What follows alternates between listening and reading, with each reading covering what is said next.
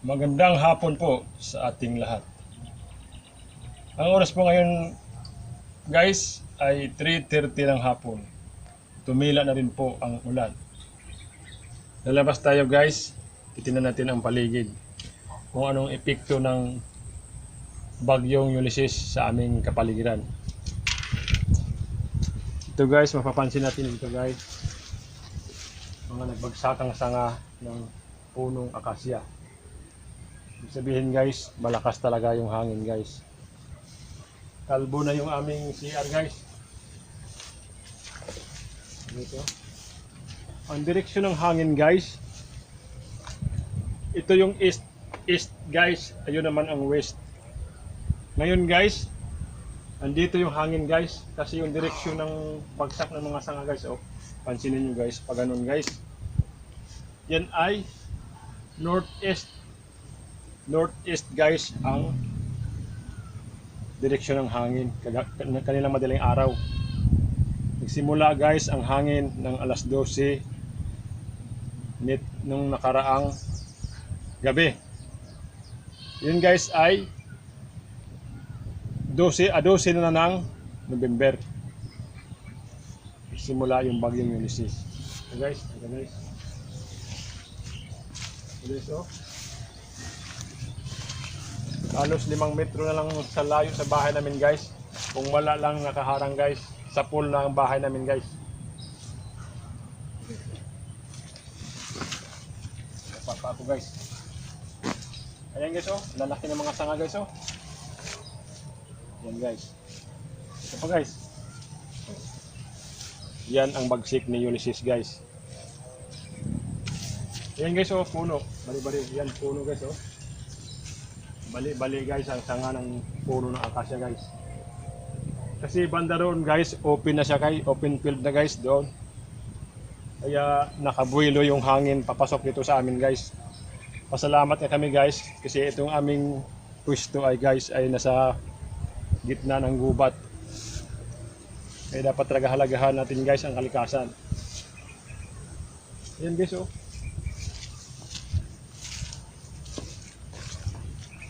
Bali guys, mabuti na lang kamo guys, yung hangin ng Ulysses guys ay mataas sa kalawakan guys. Kasi guys, oh, pansinin mo yung bali niya, oh, sa taas. Kung nagkataon guys na mababa yan guys, sa pool pating mangga na to yan guys. Yung mangga na guys, oh, walang ganong galos guys. Saka nilihisan siya ng sangang malaki. Dito yun guys, kabila.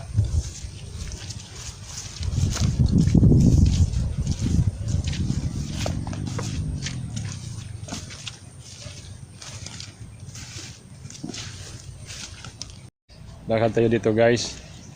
Yan guys, oh, yung bubong namin ng bahay namin guys, oh. Hindi nag-aalosan guys dahil ano, mataas nga yung hangin. Maliban doon guys, oh, sa banda roon guys, oh.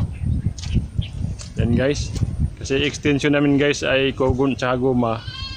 Siya yung nasira guys. Ayan guys, ito yung mga halaman ko guys. Yan guys, mga halaman ko guys. Hindi ko na sinop guys. Hindi ko na sinop guys kasi inuna ko yung mga pasok kong konkreto. May naiwan pa nga akong dalawang malaki doon guys, oh. Kasi yan, gagawin kong bonsai itong mga akasya at saka arusip.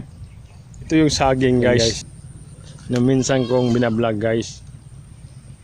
Yan guys, oh. Hindi na magawang pumintog ang bunga guys kasi maagang itiniba ni Ulysses. Ganun kalupit si Ulysses guys. Ayan guys, oh. Ang tinukod ko dyan guys ay hagdanan. Hindi pa rin mobra guys. Kasi umikot yung hangin guys pagdating dito. Kasi nagre-rebound yung hangin. Kaya yun, sasapol yung katawan ng saging. Yan guys, oh.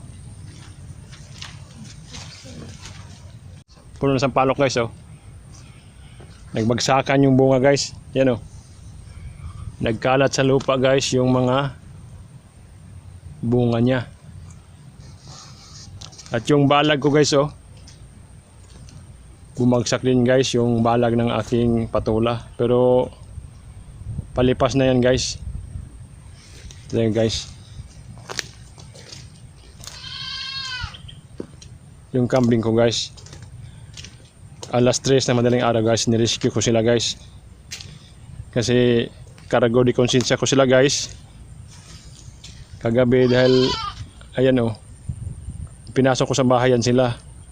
Pero awa ng Diyos, pati mga puno yan oh, wala namang gaanong galos. Ayan guys, ang gubat na yan, nakakatulong sa akin yan. Pag ang direksyon ng hangin guys ay dyan, safe pa rin ako guys kasi may mga punong nakaharang. Pero pag ang direksyon ng hangin guys ay sa west, pag sa kanluran guys, yan guys oh, mapapansin mo guys may silsahit sa malayo. Pag dyan ang gagaling yung hangin guys, sa pool yung bahay ko guys. Meron pa lang isang punong na tumba guys oh, yun oh. Yun sa bukid guys, yan ay puno na nabuwal. Yan yung kamatsili. Yan guys oh. Yan yung pinsalang dinudulot ni Ulysses.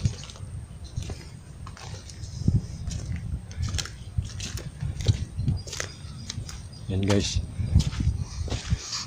Ngayon guys, ang kalikasan guys ay hindi natin mapipigil.